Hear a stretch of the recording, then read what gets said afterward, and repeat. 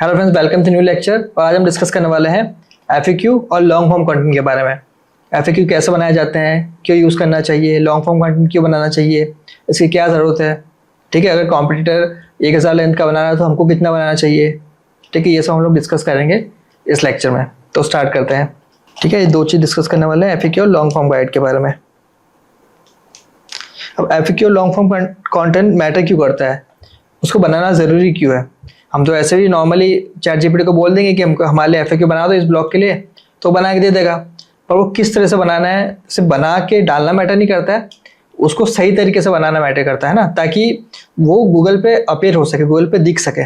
तो उसके लिए हमको क्या करना पड़ेगा, क्योंकि सिर्फ किसी भी सेक्शन में एफएक्यू बना के डालने का कोई फायदा नहीं जब तक वो उसका यूज़ ना हो, है ना। तो उसको यूज़ करवाना है हमको, गूगल को बोलना है कि उसको भाई रैंक करो, उसको तुम दिखाओ अपने सर्व पे। ठीक है, सर्च इंजन रिजल्ट पेज पे।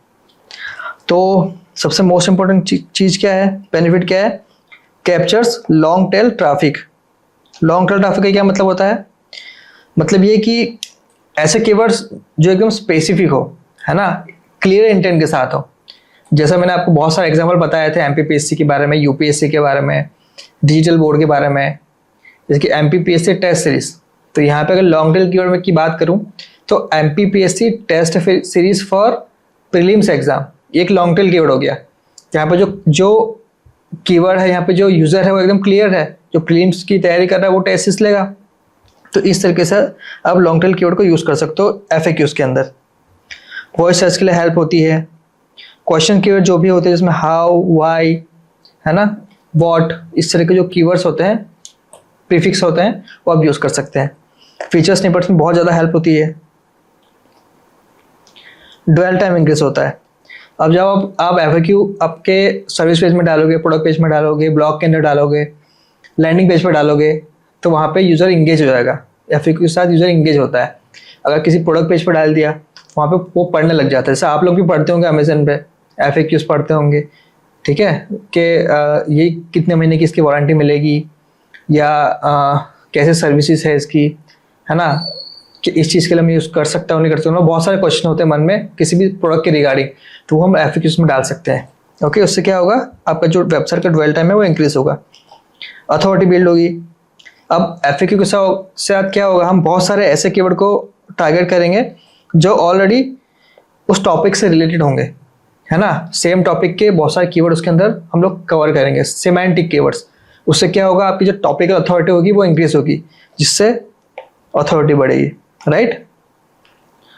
और सर्वर सर्च इंटेंट, जैसे भी मैंने बताया, हम लोग बहुत सारे ऐसा सिमेंटिक कीवर्ड भी यूज करेंगे, जिससे क्या होगा, उसका जो इकोसिस्टम बनेगा, बिल्ड ट्रस्ट होगा। ठीक है, एक तरीके से। तो how to structure SEO optimize FAQs. अब एसईओ ऑप्टिमाइज एफएक्यूज कैसे बनाना है, तो उसको बनाने के लिए आप क्या कर सकते हो, कहाँ कहाँ ऐड करना है, सबसे पहले उसको यूज कहाँ करना है। तो जैसे मैंने बताया था आपको, प्रोडक्ट पेजेस में करना है, लैंडिंग पेजेस में भी कर सकते हैं। खैर वहाँ पे करते ही हम लोग सबसे लास्ट में फुटर के ऊपर, ब्लॉग फुटर में करते हैं। ये भी मैंने आपको बताया था ब्लॉग का स्ट्रक्चर कैसे बनाना है। एफएक्यू आपको यूज़ करना है इसके अंदर भी, और सर्वे पेजेस में भी आप कर सकते हैं, राइट। तो इन जगह पर आप लोग एफएक्यू यूज़ कर सकते हैं अपना। और कहाँ कहाँ से उठाना है, सबसे इंपॉर्टेंट चीज़ क्या है, एफएक्यू उठाना कहाँ से, रियल यूजर क्वेश्चन उठाना है गूगल पीपल ऑल्सो आस्क में से। यहाँ पे आपको कीवर्ड्स मिल जाएंगे, जैसे हमने स्टार्टिंग में सबसे पहला या दूसरा लेक्चर था जिसमें मैंने बताया था आपको कि पीपल ऑल्सो आस्क में से आप कीवर्ड उठाने हैं, ये आपके प्राइमरी कीवर्ड्स होंगे। ठीक है, प्राइमरी लिस्ट होगी, कीवर्ड लिस्ट होगी। कस्टमर के जो डीएम्स होंगे वहाँ से उठा सकते हैं, वहाँ से आप एफएक्यू ले सकते हैं। जो ब्लॉग लिखेंगे, जो सर्विस पेज होगा, उसका रिगार्डिंग अगर आपको एफएक्यू लिखना है तो यहाँ से ले सकते हैं। उसको शॉर्ट रखना है और डायरेक्ट आंसर देना है। अगर कस्टमर ने पूछा कि इसकी वारंटी कितने साल की है, तो आप लिख दो, एफएक्यू बना के लिख दो कि how many years of warranty, question answer 3 years, direct answer. Okay, structure with headings, ये आप पे डिपेंड करता है, एचटीएम रखना चाहते हैं कि एच फॉर्म रखना चाहते हैं, वो आप पे अप टू है। ओके, और इंटरलिंकिंग तो हमको इसमें भी करनी पड़ती है, इंटरलिंकिंग सब जगह है। ओके, तो इस तरीके से आप एफएक्यू बना सकते हैं। ओके, अब देखते हैं लॉन्ग फॉर्म कंटेंट कैसे बनाना है। अच्छा, ओके, चलो उसके पहले हम देख लेते हैं कि बेस्ट प्रैक्टिसेस क्या है एफएक्यू के लिए। अब हमको FAQ के अंदर स्कीमा तो यूज़ करना ही है। जैसे हमने स्कीमा मार्कअप देखा था, आर्टिकल का स्कीमा होता है, प्रोडक्ट का स्कीमा होता है, रिव्यूज़ का स्कीमा होता है। इस तरह से मैंने आपको दिखाया था कि FAQs का भी स्कीमा होता है। जब हम लोग FAQ यूज़ करेंगे ना कहीं पे भी, तो उसी सेक्शन के ऊपर हम लोग स्क्रिप्ट वाला जो स्कीमा बनता है ना, स्क्रिप्ट वाला जो स्कीमा बनता है वो मैंने आपको बताया था, लिंक जो मैंने अपलोड कर दिया, ले लेना वहाँ से। जो स्क्रिप्ट वाला जो स्कीमा बनता है ना, उसको आप वहाँ से सारे क्वेश्चन डालो, स्कीमा को कॉपी करो और इस पेज पे पेस्ट कर दो। तो जब गूगल पे कोई सर्च करेगा ना उस कीवर्ड को, तो SARP के रिजल्ट में आपका FAQ दिखने लग जाएगा। ठीक है, ये इंपॉर्टेंट है, इसको आपको मस्ट करना है। बाकी करो ना करो, पर इसको आपको करना ही है। Okay, math search queries, how, what, can, it is, इस तरह के जो भी FAQ आपको यूज़ करना है, सर्च क्वेरीज में ऐड करना है चीज़ों को। सिंपल लैंग्वेज में रखना है ताकि यूज़र को पढ़ने में ईजी हो। आंसर अपने को करना है 2 से 3 सेंटेंस में, ताकि यूज़र को पढ़ के इजीली समझ में आ जाए चीज़ें। बहुत ही सिंपल रखना है और डायरेक्ट आंसर करना है, उसको उलझाना नहीं किसी भी चीज़ में। ठीक है, उससे क्या होगा, गूगल को भी इजी होगा और आप FAQ को क्या करेगा, सर्च रिजल्ट में दिखाएगा।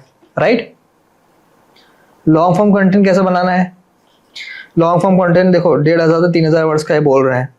मान लो जैसे मैंने आपको बताया था कि अगर आपका कंप्यूटर 1000 वर्ड्स का कंटेंट लिख रहा है तो आपको उसी टॉपिक पे लिखना है, तो आप क्या कर दो, सीधा सीधा 1000 को मल्टीप्लाई कर दो 1.5 से, कितना होगा 1500। तो आप 1500 वर्ड्स का कंटेंट लिखो, ये मेरा सजेशन है। अगर आपका जो कस्टमर है, आपका जो कॉम्पिटिटर है 2000 वर्ड्स का लिख रहा है, तो अगेन 1.5 से मल्टीप्लाई कर दो, कितना होगा 3000 वर्ड्स। ठीक है, तो 3000 वर्ड्स का आप डेटा लिख दो, कंटेंट लिख दो। ठीक है, तो इस तरीके से आपको कॉम्पिटिटर्स के अगेंस्ट वर्क करना है। राइट, तो मैक्सिमम 3000 तक जाता है ये, आप यूज़ कर सकते हो। आइडियली 1500 से 3000 तक तो लोग लिखते ही हैं आजकल। तो ये इतना कंटेंट किसके लिए सूटेबल होगा? स्टेप बाय स्टेप ट्यूटोरियल्स के लिए, बाइंग गाइड्स के लिए, सब्जेक्ट एक्सप्लेनेशन के लिए, इतना कंटेंट काफ़ी होता है। ठीक है, जैसे मैंने आपको बताया था कि ब्लॉग कैसे लिखना है, उसी तरह जो लैंडिंग पेज मैंने आपको लास्ट लेक्चर में बताया था कि लैंडिंग पेज कैसे बनाना है, तो उसी तरह से आप ये लॉन्ग फॉर्म कंटेंट होता है उसको डिज़ाइन कर सकते हैं। क्या था उसमें? इंट्रोडक्शन था कीवर्ड के साथ, तो आपको टेबल ऑफ कंटेंट ऐड करना है, प्लगइन मैंने बताया था आपको ऐड करना है। फिर सेक्शन वाइज ब्रेक डाउन करना है, हर सेक्शन को हमको, हर टॉपिक हमको तोड़ना है सेक्शन में, फिर ऐड करना है। इमेजेस को ऐड करना है कंप्रेस करके, फिर उसके अंदर FAQ सेक्शन भी ऐड करने के लिए बोल दिया, जगह जगह पे CTA ऐड करना है, केस स्टडीज भी ऐड कर दो आप। और आप किसी टीचर कोचिंग वाला पेजेस है तो उसके अंदर कोर्स भी ऐड कर दो टीचर्स के। मतलब काफ़ी सारी चीज़ें आप ऐड कर सकते हो। कोई डाउनलोडेबल चेकलिस्ट ऐड कर दो, एक्स्ट्रा कुछ अगर आप देना चाहते हो, उसको सिलेबस देना चाहते हो या फिर कुछ शेड्यूल देना चाहते हो, वो डाल सकते हो। तो आपके हिसाब से जितना ज़्यादा क्वांटिटी आप ऐड कर सकते हो आपके रिक्वायरमेंट के अकॉर्डिंग। ठीक है, तो इतने वर्ड्स में आप जितना कंटेंट ऐड कर सकते हो आप कर सकते हो। पर रीज़न ये है, मतलब आपको ध्यान ये रखना है कि आपको स्टेप बाय स्टेप करना है, सब मिक्स नहीं करना है, आपको प्रॉपर सेक्शन बनाना है ताकि उसकी रीडेबिलिटी बनी रहे। ठीक है, तो आई थिंक आपको क्लियर होगा कि FAQ क्यों यूज़ करना है और लॉन्ग फॉर्म कंटेंट क्यों यूज़ करना है। तो आई थिंक आपको समझ में आ गया होगा। मिलते हैं नेक्स्ट लेक्चर में। Thank you very much.